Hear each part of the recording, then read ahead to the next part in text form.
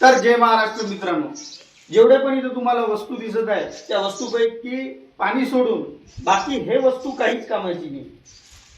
त्यात पहिला आपण पकडू ही तंबाखूची पुडी। ही तंबाखूची पुडी 20 ग्रॅम 10 रुपयाची आहे। त्यानंतर हे 10 ग्रॅम खर्रा ही 20 रुपयाचा आहे। ही 2 ग्रॅमची विमलची पुडी ही सुद्धा 5 रुपयाची आहे। याची काही गरज नाही। बीडीचा बंडल हे सुद्धा 22 रुपयाचा एक आहे। त्यात फक्त 20 नग येतात। आणि त्यानंतर याला तुम्ही सर्वच ओळखता, देशी ही दारू 50 रुपयाला मिळते एवढीच। त्यानंतर पाण्याचा रेट तुम्हाला माहितच आहे, कुठं कुठं 30 रुपये, कुठं कुठं 20 रुपये, सर्रास 20 रुपये।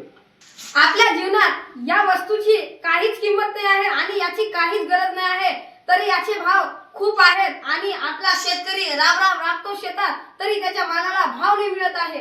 कालचीच गोष्ट घ्या ना, त्याच्या गहूला 19-20 रुपये किलो चाललाय आणि 1900-2000 क्विंटल चाललेला आहे।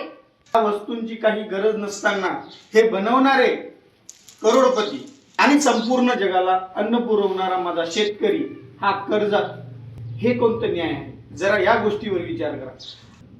सर्व शेतकरी जर एका जागेवर येऊन ह्या गोष्टींचा विचार केला नक्कीच काहीतरी वेगळं घडून येईल। संपूर्ण जगातले शेतकरी एकत्र येऊन संघटित झाले तर देशाची प्रगती आणि शेतकऱ्याची प्रगती नक्कीच होणार। मित्रांनो, मेहनत आपली, शेती आपली, माल आपला, तर मालाचा भाव ठरवण्याचा अधिकार यांना काऊन देऊ? फक्त 1 वर्ष स्वतः उगवा आणि स्वतः त्या गोष्टीची मॅन्युफॅक्चरिंग करा, मग या देशाला समजेल की शेतकऱ्याची खरी व्हॅल्यू काय असते। फक्त या सीझन मध्ये नाही, प्रत्येक जेव्हा पण शेतकरीचा माल येतो त्या प्रत्येक सीझन मध्ये असंच होते। शेतकरी पासून माल कमी पैशात घेतले जाते आणि त्यांच्या गोडाऊन मध्ये स्टॉक केले जाते। जेव्हा शेतकरीचा माल संपून जातो तेव्हा ऑटोमॅटिक रेट का वाढते? आपण यांना अधिकार दिलेले आहेत म्हणून, आपण चुकीच्या लोकांना निवडलेला आहे म्हणून। तर या गोष्टी कुठेतरी थांबली पाहिजे। त्यामुळे शेतकरी संघटित व्हा आणि लढा, तेव्हा तुम्हाला तुमचा हक्क आणि अधिकार मिळेल याची मी गवाही देतो। तर मित्रांनो, या गोष्टीवरून जास्तीत जास्त दुर्लक्ष करण्याचा प्रयत्न करा आणि जेवढे पण शेतकरी आहे सगळे संघटित होण्याचा प्रयत्न करा। तर मित्रांनो, हे व्हिडिओ जास्तीत जास्त शेतकरीपर्यंत पोहोचला पाहिजे आणि हा एक व्हिडिओ नाही आहे, हे शेतकरीला जागृत करणारी एक मोहीम आहे।